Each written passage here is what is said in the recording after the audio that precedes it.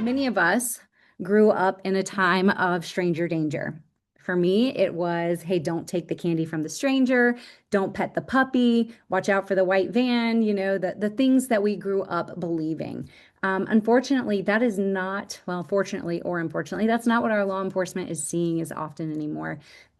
Are there the one-offs? Absolutely. But oftentimes, I spend a good portion of time just kind of myth busting, right? Because I think so often as parents, we find ourselves grabbing our kids' hand a little bit tighter in the Walmart parking lot or, ushering them inside because we don't want them playing in the front yard because someone might, snatch them up and take them and leave. And that's not the way we're seeing this play out anymore. And unfortunately, what we often do is we gather this tunnel vision, is what I call it. And we're still out there looking for that white van, and we're looking for the person that looks like they might steal our child.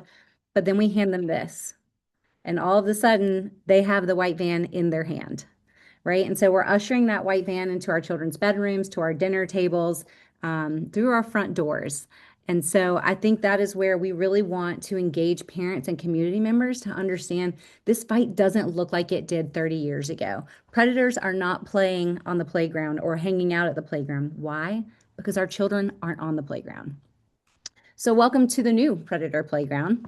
And this is just to touch on a couple of them. By no means is it all of them, but these are the spaces where we are seeing predators interact with our children, right? Now, it comes from everything, from applications that are video games, and we'll talk about a few of these in a little bit more detail as we move through some of the stories. But also, it happens on things like TikTok, YouTube, Snapchat, obviously, but even things like Spotify. And I'll share this one always surprises me because I just would not have expected it. But somewhere like Spotify, where children are able to engage and discuss things back and forth via changing the titles of album covers. Right. And so they're working through ways to connect with people that they know they shouldn't be connecting with in those spaces where we are not, as parents, quick to identify them. Things like pornographic images being uploaded as album covers. We're seeing those things occur. And so I think it's an important for us to understand that anywhere our children are, that is where the predator is going to be, right? Because it's a predator prey situation. Their hunting ground is where our children play. And unfortunately, most of our children are now playing online versus outside. So we don't have as much of a physical thing to be looking for when it comes to the predator, right? It oftentimes happens in those screens at night and apart from our ability to see what's going on. So stepping into the digital landscape, I think, is an important piece of this. Now, we will touch a little bit on some of those hands-on portions that we see, but so much of this fight has become digital when it comes to the exploitation of our children, just honestly, internationally, not just in a local standpoint, but across the board. We've seen a drastic move. And matter of fact, a lot of access was granted in 2019 through 2021. Feel free to unmute. What happened in 2019 through 2021? The pandemic. And everything kind of came to a halt. And at that point, I was early in, I was a public school teacher. So I really experienced it in a different way. And a lot of that I look at now and see how interesting that made the dynamic for our children.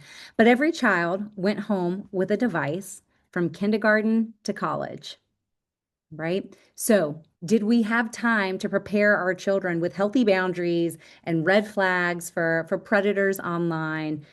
We didn't have that ability, right? We were in survival mode, all of us. And so our kids were kind of thrown into this space that really didn't have the bumpers or guardrails put in place for them. And we didn't recognize that there were as big of concern as there is. So just to give you an idea of the landscape and how it changed on the internet side of things during that time.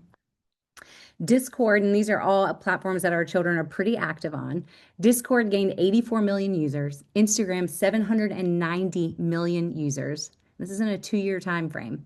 189 million users to TikTok, Snapchat 93 million users, and Reddit, which if you're familiar with Reddit, is like the news source for a lot of our teens, added 431 million users. That was the dynamic shift. Anyone that wasn't online was now online. Our children from every age forward were online. They were learning, teachers were teaching via technology, resources that we had in that space. But there's a couple of things I think we did and we didn't realize we were doing when it comes to our kids in this space. We began to teach our children that the people on the other side of these screens were trusted individuals. They were their teachers. They were their classmates. These were people that they were doing life with for the next 2 years. It was how they socialized. It reformed what friendship was. Everyone that they met online in their classroom setting was a friend. But it also ushered in the idea that people that they met online as strangers were also quickly to become friends for them as well. So there was a desensitization to some extent to what occurred for our children in that time. And I don't think we really understood how much that would play into the child exploitation online realm until we moved further outside of COVID and began to see the world come back to its normal. But in addition to its normal, had been this huge jump in what we call cyber tips, and we'll move into that a little bit later. Can I ask a question real quick? Sure, absolutely. With the added millions of users, are those accounts or those are interactions with the app? Those are accounts. Oh, dang. Okay. Thank Yeah, you. yeah. I mean, who knew there, it's the Instagram one blows my mind because that is a ton of accounts added to their platform. Definitely they were doing well during this time while the rest of us were in survival mode. So, to give you a little bit of an idea, because I think it's important for us to, again, go back to that myth busting portion, right? We're still oftentimes looking for just these big red flags that show up for us and our children when they are approached with predators. But understand that these predators are finding our children in game chats, in private messages, in photos that disappear via Snapchat, the friend requests that often feel very harmless. I spoke with, and I'll share quite a few stories throughout this because I think there's a lot to gain from just listening to our kids talk about these things. But actually, over Thanksgiving with our family, I have an 11-year-old that's a part of our family, and she began to tell me how her and her friends had a slumber party and just added a bunch of random, they thought it'd be fun to add a bunch of random friends on Snap Friends. Again, the term a little bit different for us on Snapchat. And so they just began to add individuals. Well, as you can imagine, again, she's 11. They began to get some very interesting pictures sent to them from some of the people that they added on Snapchat. So for them, it was a fun game and they were bored, so they added new people. Unfortunately, that was met by predator behavior, waiting for that type of thing to happen, right? That situation to happen. When we talk about the gaming platforms, it's always interesting to me when I talk to parents versus our teens. When I talk to teens, there's a lot less talking and a lot more listening because they're the ones walking out this fight. They are right on the front lines of it. And so listening to them share their stories of what they've experienced online, they are quick to let you know, hey, when someone tells you to move from Roblox to Snapchat, they obviously want you to send some pictures, right? They're fully aware of what that looks like, but parents are not. And so we allow them on these applications, hoping that the boundaries put in play by these companies is enough to keep our kids safe. And unfortunately, if we're not having real and honest conversations with our children, they are just as susceptible, right? And so I think that's an important piece to consider. These people are investing in relationships with our children on every platform that they exist on. And they don't start by wearing a shirt that says, "Hey, I'm a predator." They start by giving them attention, validation, worth, identity. They begin to pour into the places that, to be fair, we as parents spend time doing this instead of saying, "Hey, buddy, how was your day?" and engaging in that conversation. So our children begin to look for that engagement with people that will provide it to them on those applications. And we'll dig a little bit deeper, and I will probably step on some toes, but I promise it's from a good place. Some things that have impacted me as a parent, just listening to my own children. All right, so let's step into their world. Let's step into the digital world as our children are viewing it, so that we can really see the difference in what we grew up in and what they are being exposed to and dealing with currently. So let's start with this one. One in four minors have had an online sexual interaction with someone that they believed to be an adult. If you're not familiar with Thorn, Thorn does a great job at surveying teens and just collecting data and putting it in a way that you're able to digest it. Um, this is scary, but we also have a youth survey that we've conducted here in North Carolina with about 300 kids that have taken it as teens, and 75%, so 3 out of 4 of these kids have have been sent images that were inappropriate. That is concerning that 75% of our children that are online have been sent unsolicited pornographic images. Now, the concerning part about this is oftentimes we think that these are the things that are grooming our children is, but I would definitely say that I think the grooming has occurred far before an interaction with a predator for our children. And for us to better understand that, we have to understand again that landscape that our children operate in. And it starts with a pre-groomed generation. Unfortunately, our children are growing up in a time where the content that they consume on these platforms is very over sexualized, right? And it has been turning that way for quite some time, but it's become so consistent that our children don't even recognize it as being over sexualized. It starts with small things that have grown into big things, a TikTok dance, a trend, you name it. But those algorithms create more to gauge our children in that same content, right? And so we have a generation that their ideas of what pornography are far different than what ours were growing up. We grew up with our parents rushing us by maybe the checkout because there were magazines in plastic wrap behind the checkout counter, right? That was what we saw as inappropriate content. Understand that the things that our children are viewing are no longer flat lays on a magazine. They are video content that is constantly being pushed in different narratives for them. And so we're going to talk about how these worlds collide into predator meeting prey. But by the time a predator has approached our children, oftentimes they've already been, we'll call it pre-groomed, to believe that the interactions they're having with that individual are not as inappropriate as we would believe they are. So let's dig in a little deeper. And this begins to set that stage. We know that 94% of teens will view porn by the age of 14. On our survey of 300 children, the average age of first exposure was 8 years old. 8 years old. And remember, these aren't flat lays, these aren't magazines, these are video content. And if you have been anywhere in this space in this last little bit, you know that the culture of pornography has shifted drastically.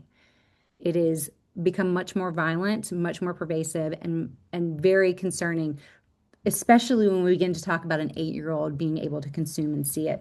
And it's coming across on platforms we would have never expected. So let's look at some of those spaces.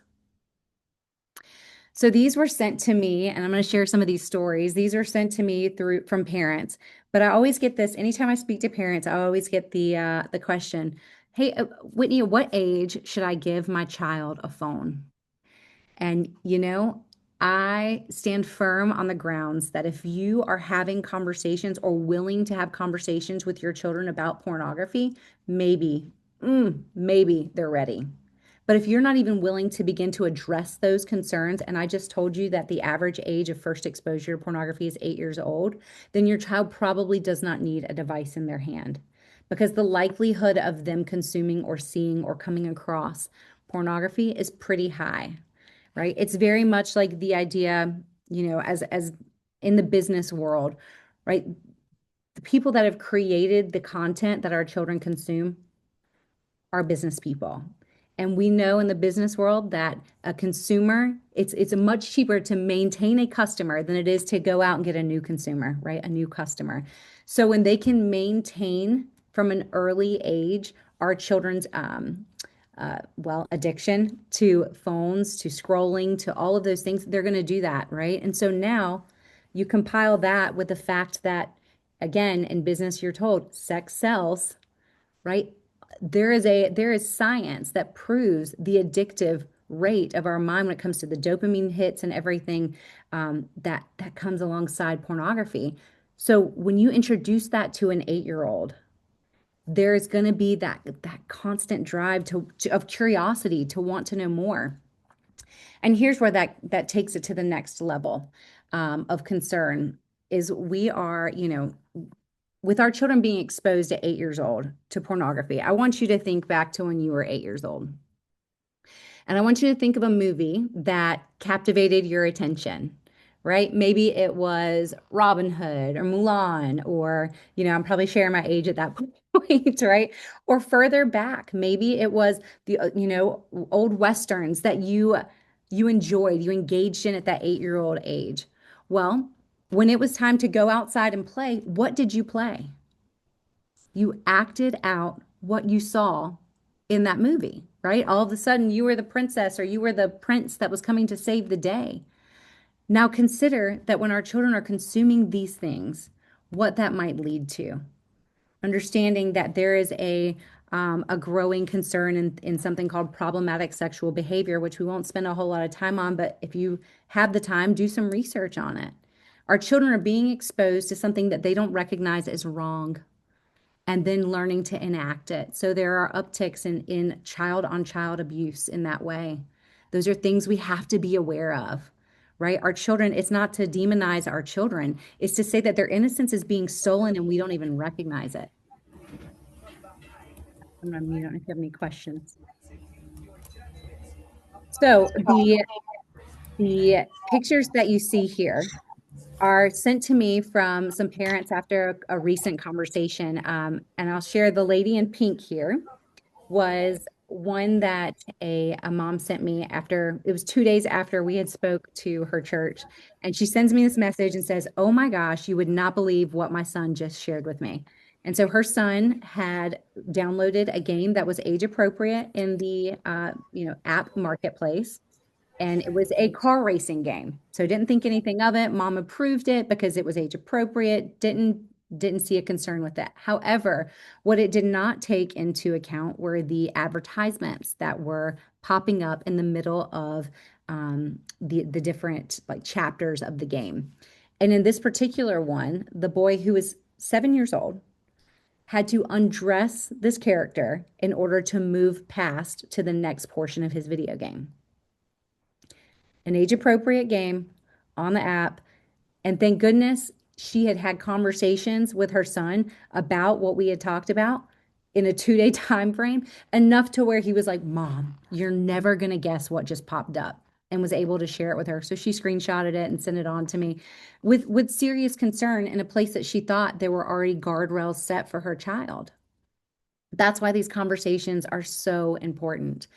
This bottom one here comes from Roblox. And so if you are not familiar with Roblox, Roblox was designed for a lot of people that are game creators or creators in that space. It's given the ability to those creators to open up creativity and create games that are specific to what they enjoy or what they like. So kind of like Minecraft, but just on an expedited scale, and they're able to invite people into these game rooms that they house. Now, Roblox, if you pay much attention to the news, has gotten in some serious heat over the last couple of months just around some of the content that's shared on that platform. But for this particular one, and this is just one example of many, we actually spoke at an elementary school. Gosh, it's probably been maybe 6 months ago now. And when we got done speaking at that elementary school, it was from ages third grade to fifth grade. We had a line of children stepping in to tell us what they had experienced online. And two stories really, really stuck with us. Stuck with me. One of them was a third grade girl who had been brought into um, one of these games by her friend. And that friend introduced her to another friend, right? Because our version of friend is like, we've done life with you, we've cried with you, we've walked with you, we've talked with you. Our kids' version of friend is anyone that knows somebody they know, or they're bored and add them as a friend, right? That is their friend. Well, this particular friend invited her into a game room that he had built and was able to undress her character and unfortunately perform sexual acts on that said character inside of the video game. Now, mind you, this is a third grade child. that is being exposed to this. Luckily, she did tell her parents, and they were able to take the game off of her phone. Now, I'll let you let that one sink in for a moment. They took the game off of her phone, but that was the extent of what they did. Third grade, had a phone, access to this. We'll just let that one simmer.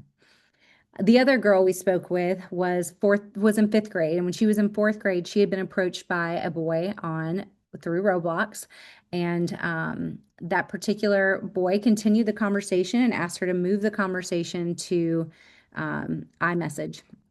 And so they were conversing back and forth over a period of time, and he actually ended up asking her for pictures. And so that was kind of her red flag moment in fourth grade. She told her mom that this boy had been asking her for inappropriate pictures. Her mom blocked his accounts, blocked his phone number, and thought, okay, well, that should be good enough. Well, he ended up making a new account and reaching her on Snapchat. And when he did that, he continued to press in to the point where he told this fourth grade girl that if she did not send him nude photos, that he was going to commit suicide. And when I met this little girl in fifth grade, she had scars up and down her legs from where she had cut herself to deal with that type of pressure, that type of manipulation that had occurred to her. Now, that person was given a second opportunity to access her, right? That's a concern. But also, it gives us that reminder that our children are not capable of handling the things that are actually happening and occurring to them online in that space. So, as parents and as people of trust and positions over our children, we have to begin those conversations. And you'll hear me say it again and again because I believe it is vital. And then this last one here was a image that was able to be manipulated via Snapchat, a filter on Snapchat, where it was able to age digress. And this is pre the height of AI. I don't even know that we've seen the height of AI, but to the extent that it is now, this was just a simple filter on a app every day that our children use. And they were able to make phone calls with that filter on. It would age digress them or age progress them. So it was concerning that they had simple access to something that could just generate a much younger look for them or older look. It means predators were using that piece too. We don't dive into the AI portion today just because that is a whole nother ball game. But I do think it's important to recognize that, AI is being used in many, many ways to manipulate photos of child sexual abuse material. And I know that there's been some stuff in the news about it recently. But our kids are understand that there's access to those spaces, right? So we've seen children that are extorting other children using AI. And as we move into sextortion in just a moment, we'll kind of talk a little bit more about that as well. Oh. So this one I'm going to share as well because this one definitely took me by surprise. And like I said, there are a couple of stories that we'll talk through just because they definitely catch your attention when you're talking to parents. So this particular one is a Bluey story. And in this situation, I was actually speaking with some moms in close proximity to where I live. And one of the moms had a special needs daughter. And she pulled me aside afterwards and told me a situation that they had experienced. And her daughter loves Bluey, big fan of Bluey. It's something that allows her to, is excited when she gets that opportunity. And so they have a iPad that is locked down with YouTube Kids and parental controls, all the things set on it. So this mom was doing all that she knew to do to keep her child safe, right, from all of the digital concerns. And so, just like a normal day, she had sat her daughter down on the couch while she was cooking in the kitchen and had put an episode of Bluey on, didn't think anything about it. Unfortunately, the episode of Bluey that she had put on was curated by something outside of Disney. So it was curated by another individual producer. And so as she's cooking in the kitchen, she hears Bluey. She's got the volume up. She hears Bluey going on, doesn't think anything of it, but she happens to walk over to check on her daughter. And in that episode of Bluey, the characters were talking like a normal conversation on that cartoon. However, the characters in the cartoon were performing sexual acts on each other in that cartoon. Now, obviously, it was not created, content created by Disney. It was, again, an individual that had come in and curated that content. But that mom would have never known had she not stepped over there to actually lay eyes on what was being seen. And it was in a space that felt innocent. The next one, this is a picture of my TV at home where when Hulu and Netflix did a little merger, most of us were not aware of that. I became very quickly aware of it when my 11-year-old came yelling, Mom, the word sex is on TV. And I'm like, oh my gosh, what have you clicked on? What is there? What's going on? Right? All of the mom freak out moments. And I walk into him clicking the Disney Plus button on his normal little our living room TV remote, click the Disney Plus button, and this is what appears.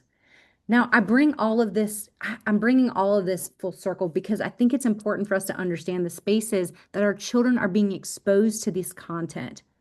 Because in a minute, we're going to talk about the ease of predators having conversations with our children around this kinds of stuff, right? So, this is what the content was on our normal everyday living room TV with just a click of a button from turning on the TV. Now, luckily, we have very honest and open conversations around, hey, if there are things that are inappropriate, it's important that we talk about it, right? And so luckily he yelled out for this, and it was quickly captured by Disney Plus that these things were showing up on their regular screen. So they made some adjustments pretty quickly. But I can only imagine how many other, children were exposed to that and parents that had to maybe begin answering questions they weren't quite ready to have conversations about.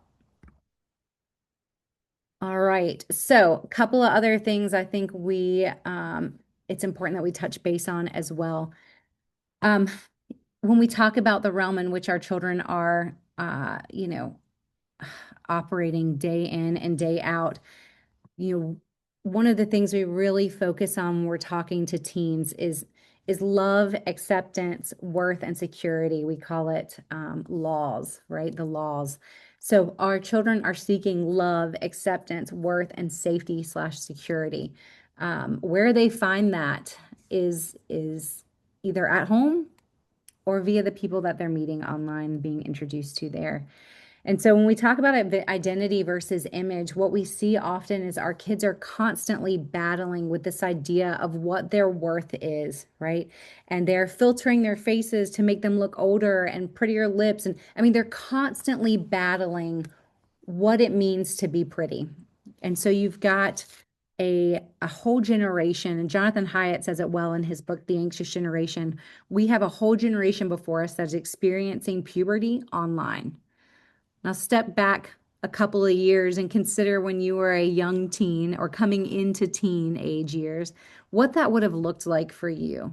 Our kids are constantly fed curated information, curated images that are telling them what they should look like. For goodness sakes, as a grown woman, I can sit on Instagram long enough and I'm looking at wrinkle cream, trying to figure out, how do I get rid of these wrinkles?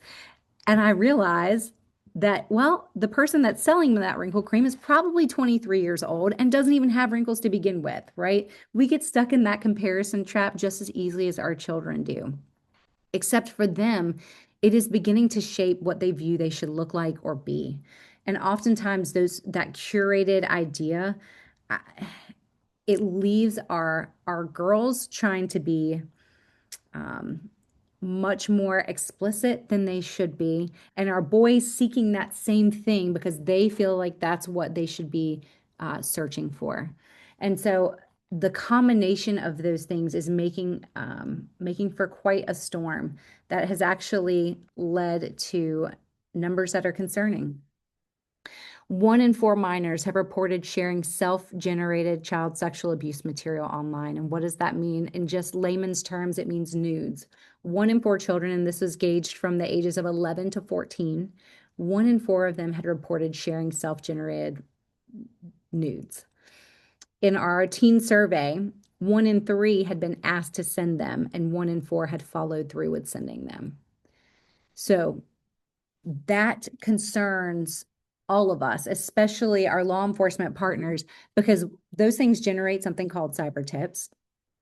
And we can again dig into that in a moment. But The other concern is that it's become normalized for our children to send these photos. When 1 in 4 of our teens are sending these photos, that's concerning. This chat here was actually taken from one of the cases our law enforcement partners worked. Um, and it started out so simple, right? It was a simple, hey, age, sex, location. This individual happened to be 13. So she responds back with 13, female, North Carolina, you, and immediately is met with an inappropriate picture from this gentleman and the request to send nudes. Now, I'll give it to her. Her initial response, ooh, what are you? Some kind of perv, is a good thing. That's a good thing. However, when he asks her, or when he lets her know, yes, I am in fact, but I'll pay you for them, what do you think she did?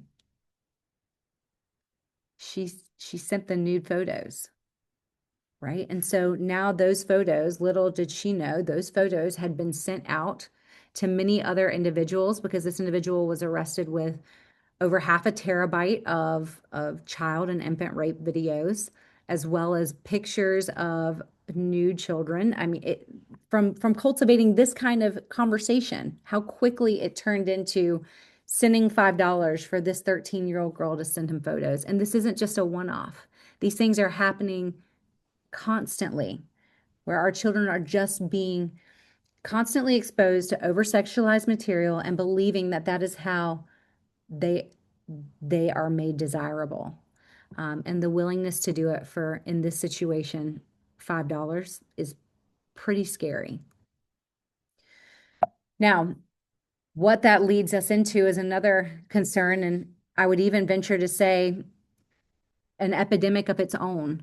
Sextortion is something that is a growing concern for all of us operating in the child exploitation world. And our teens are, again, on the very front lines of it, experiencing it firsthand. I want to paint this picture for you.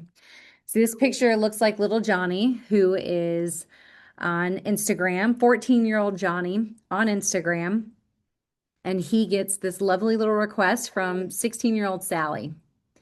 And 16-year-old Sally is smoking hot. She's from a high school down the road from him. And he's thinking, oh my goodness, Sally wants to be my friend. I've never met Sally, but she's pretty in her photo. I think Sally wants to be my friend. Sure, she can follow me and I'll follow her back, right? So they connect on Instagram. That simple.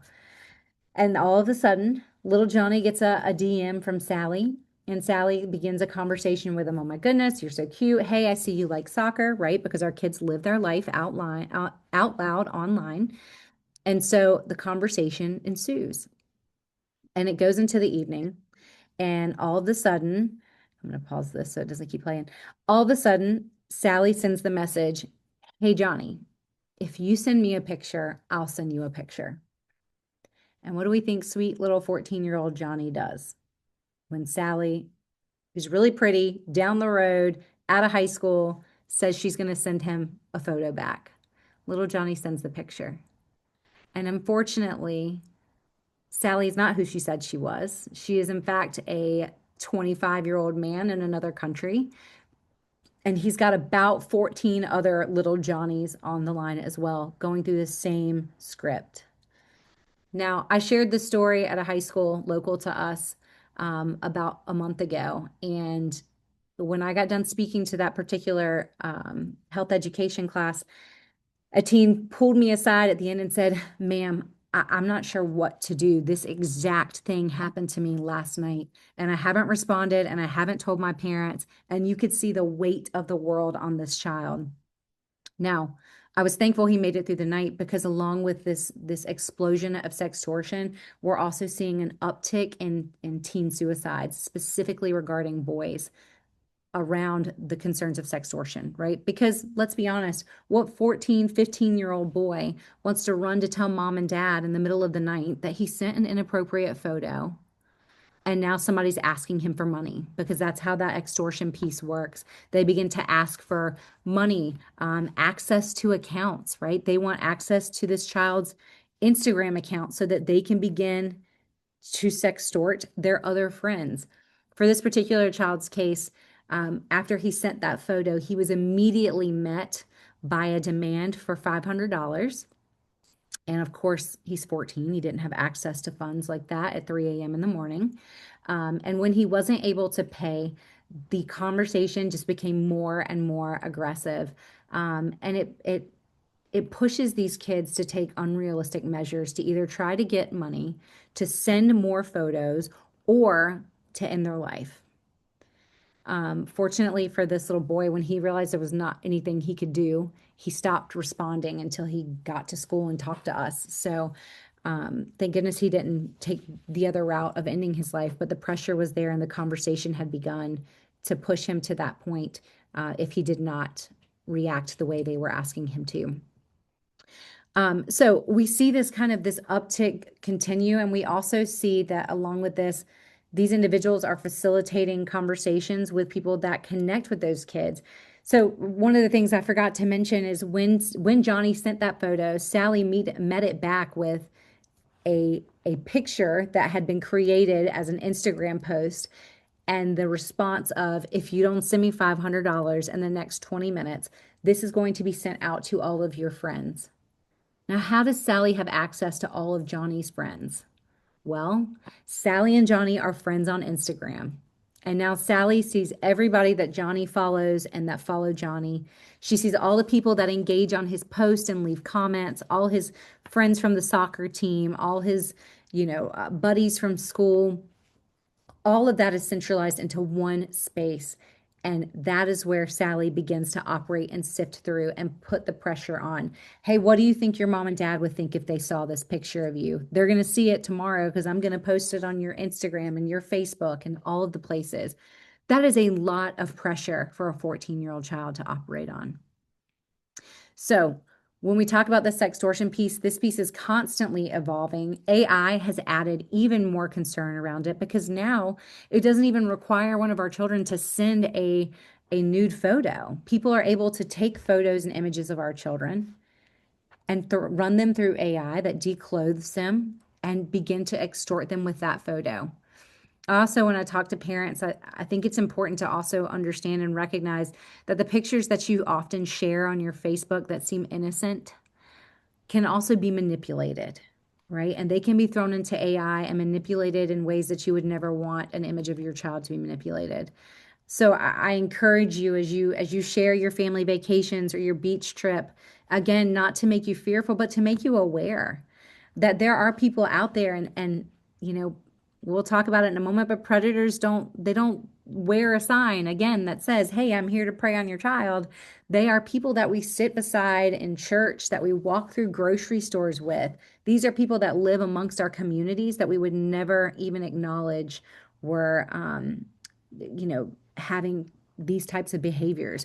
And so that piece of it, I would just encourage you, before you post pictures of your children online, just ask yourself, why? Why do I feel the need to share that part of my life so loudly in a space that could actually create problems for your children in the future? Before you move on, do you mind Sure. addressing what did you tell the 14-year-old? Like, Mm. so the photos have gotten out. What was your counsel? Absolutely. So every time we go to speak in the school system, especially, we bring one of our law enforcement partners in that jurisdiction with us.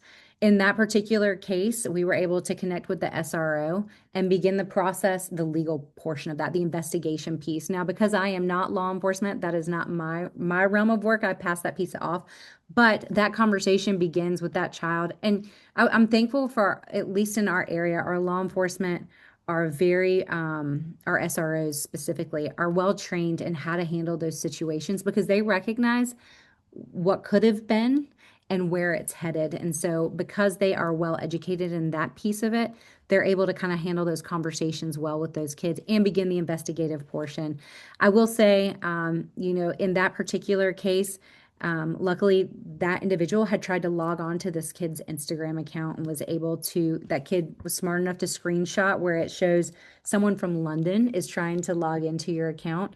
With it being international, I don't know what that will look like as that case continues, but um, in that particular situation, it was, addressing the investigative piece of it quickly with the SRO, but also we set up a time for his parents to come in so he could have that conversation.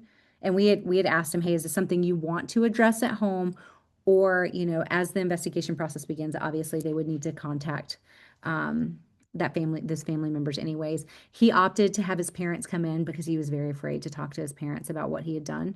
Not out of fear of them harming him, but out of disappointment. And so I think 14 years old, he needed somebody there to walk with him in that. So if you're having conversations with middle school age kids and you don't have, law enforcement there, but then something of this nature is revealed, what would be your counsel? Previous to this, I think my go-to answer has been to report to Mm. sorry, my brain just totally turned off. Um, Center for National or for the Missing and Exploited Children. And so is that still the protocol, or would you suggest something more local? Yeah, I think honestly, I think if you're talking with a kid, not the adult piece of it, I think it's better to get local law enforcement involved because I think that it just allows that initial a quicker response. But we also suggest NCMEC as well because these things need to kind of flow through that systematic approach. Um, so really it's both, but I don't, again, when we're in a school setting, I don't speak at a school unless we have law enforcement from that jurisdiction there because of if these situations do arise almost every time we speak somewhere Sure. where kids are coming forward, and I want to make sure that I have set them up for success if that's the decision they make in that moment. So we get school counselors involved. We hand out information. I don't have an example of it here with me, but the Take It Down app, right? We hand that over to the parents and to the child in that situation as well, so that they know there are resources. And then we always advise kids in speaking across the board about sextortion. If something like this occurs, put your phone in airplane mode, put it on a charger, contact law enforcement Mm. because they want to capture whatever evidence is there. That's been the suggestion from our law enforcement partners. Okay, thank you. Yeah, no problem. Thanks for asking. So let's move into, and again, at the end of this, if or and during it, please don't hesitate to ask questions. Um, as we move into the predator meets prey, I hope that understanding the digital world that our children are in on just a minute level of what really is going on beneath the surface allows you to see how easy it becomes for predators to connect with our children, not just because we've handed them access to our children, but also we've handed them access to a algorithm that is pre-grooming them for this type of behavior. So it doesn't take much work for a predator to step in and connect with our child. It's as simple as them playing video games with them, right? And as a parent, maybe you're tired of hearing the sound of that video game constantly going in the background. So you tell your kid to put your headphones on, right? You're tired of listening to it. Well, what you've done is you've given unguarded access again to your child. And all it takes is my son to have his headphones on, me in the background saying, "Hey, buddy, you've been on the game for, whatever. It's time to get off the game and go clean your room." And the individual on the other side of those headphones simply says, "Man, your mom sounds like a fill in the blank." And a connection is built, right? And it sounds silly and simple, but these are the things that they're doing to connect with our children. So simple. And now they send them a friend request, and now they invite them into the next time they, step on that video game, they're inviting them into the room that they're playing in, right? And a conversation and a friendship is built. These people, the predator portion of this, you know, they're stepping into a space where our kids are unguarded because we're not having real conversations with them because we don't really know where to start. And so I think that is anytime we talk through this, the most powerful tool you have is to be educated as a parent or guardian and empowered, but also engaged with your children, right? Having these conversations. If I tell you that the average age of exposure to pornography is 8 years old, well, then that tells us that we should be having conversations early on with our children around good pictures and bad pictures. And there are books out there. Good Pictures, Bad Pictures is a great example of it. You can find them on Amazon. Age appropriate material that allows and helps us walk through those difficult conversations with our kids. So let's talk about what this world looks like from the internet crimes portion, right? And so From our law enforcement partners, just to give you an idea, in 2019, North Carolina received 4,900 cyber tips. Now, let's back up and explain what a cyber tip is. A cyber tip is generated off of any service provider online. So what does that look like? That is your Snapchats, that's your video games that connect to the internet, that is, your Verizon, any of those spaces that operate and give you a service online are required by law to report any child sexual abuse material on their platform. So anything that is uploaded to their platform, they are required by law to report. So in 2019, there were 4,900 reports of child sexual abuse material in the state of North Carolina. Now, I want you to think about that because that was pre-COVID, just by a hair. As we moved through COVID, those numbers continued to go up. We saw the numbers of people that had accessed Facebook, Instagram, TikTok, Discord, Reddit, Snapchat, all platforms that are consistently reporting child sexual abuse material on their platform. In 2025, closing out the year in North Carolina, there were over 52,000 cyber tips reported in our state. Now, I would venture to say if you look at the numbers for your own state, they are probably pretty similar in the way that they have grown. That's about 1,000% increase in cyber tips since 2019. So, as much as we fight this fight, it's not going anywhere. As our children we continue to just pour out online, right? And those next ages coming up are granted access to devices, we're seeing these numbers continue to build. And unfortunately, each one of these tips requires hours upon hours of investigative work from our law enforcement partners, and they are absolutely overwhelmed by the workload that these present. To give you an idea of what one of these cyber tips consist of, this individual is also the one from the chat you saw earlier with the 13-year-old. This individual was 25 years old when he was arrested. He was out of Lexington, North Carolina, and he sold and distributed material showing, inappropriate acts with underage girls as young as infants. And when he was arrested, he had over half a terabyte of content, video, picture of some of the worst moments you could ever imagine that a child experiences. And he was selling these things to individuals for $40 on things like Cash App, Venmo, your typical systems. He was creating with, he was connecting with other predators through easy applications that we are already on, right? Snapchat, iMessage, Telegram, WhatsApp. So he's connecting with other people that have that same hobby, we'll call it, unfortunately, as him. Now, understand that that's one case. And I just told you 52,000 came through the state of North Carolina last year. That's one case. The investigative process of that was it took a long time to work through all of that material. Now, understanding that, and that's where we as the project get to step in and add some equipment and tools that help our investigators push through some of those investigations a little bit quicker. But it still doesn't change the fact that 52,000 cases of child sexual abuse material flowing through one state with 260-ish ICAC investigators. That is an overwhelming number, right? And there are children and kids on the other side of every one of those cases. So I paint that picture for twofold. One, to say that's a lot of work for our law enforcement partners. They are certainly overwhelmed, which is why it is so important if we're going to be proactive in this, it begins with those conversations at home and talking to our children about this, right? But the other part of that is this individual was 25 years old.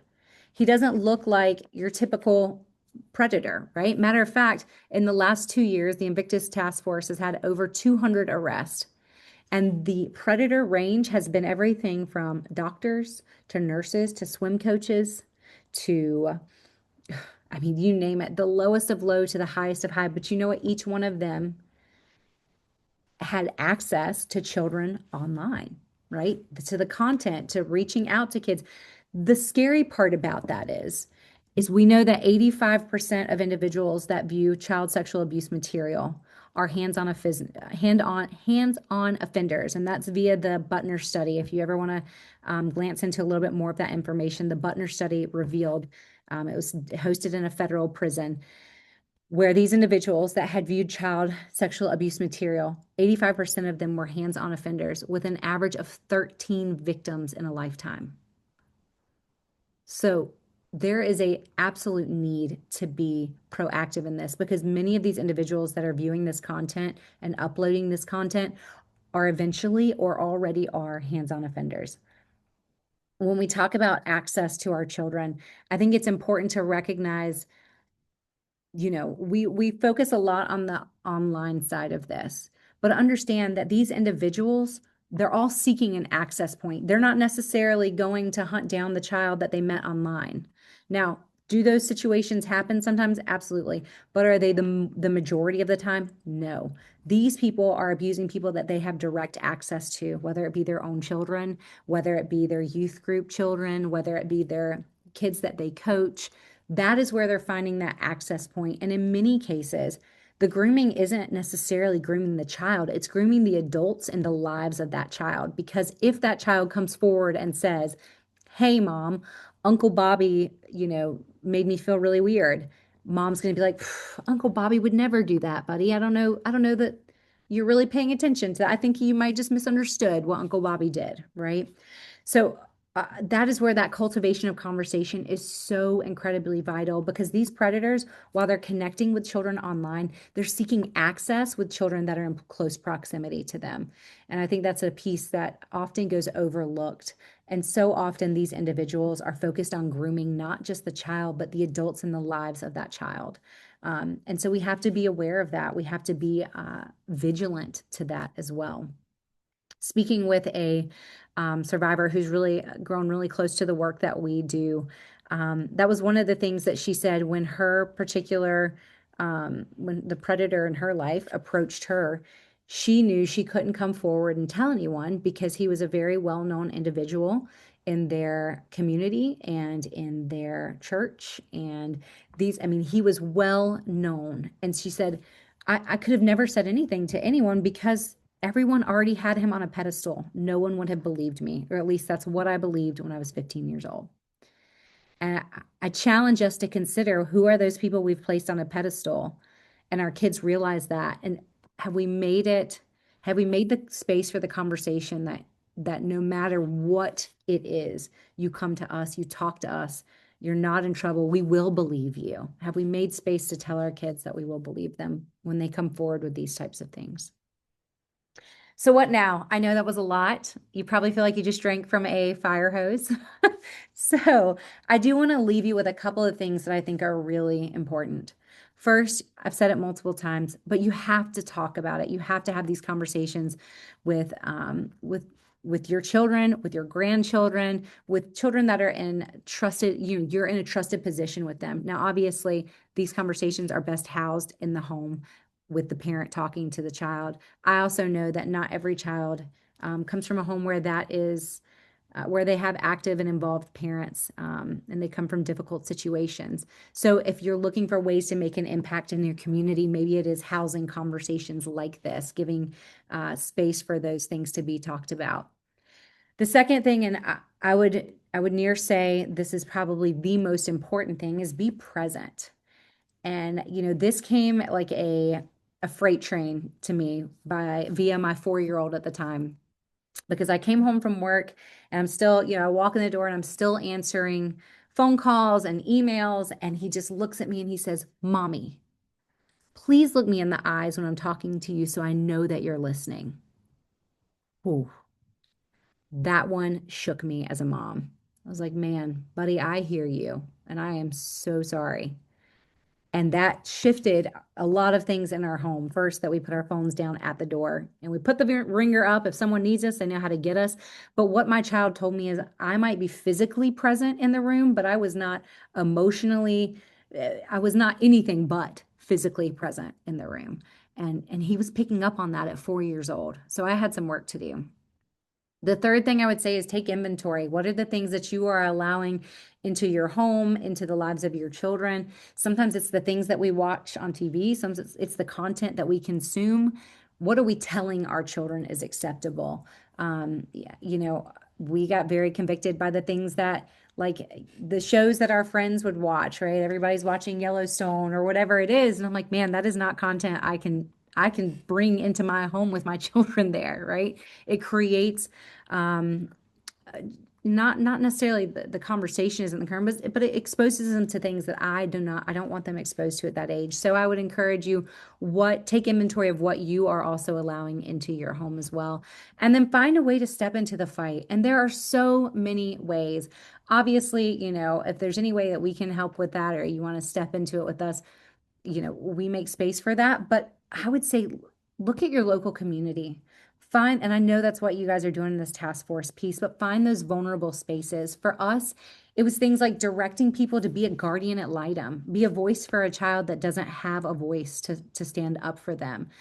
Look at the foster care system. Be someone that desires to do good in that space because those are places where our children are seeking love, acceptance, worth, and safety. But more than anything, step into the fight in your own home because that is where the war begins.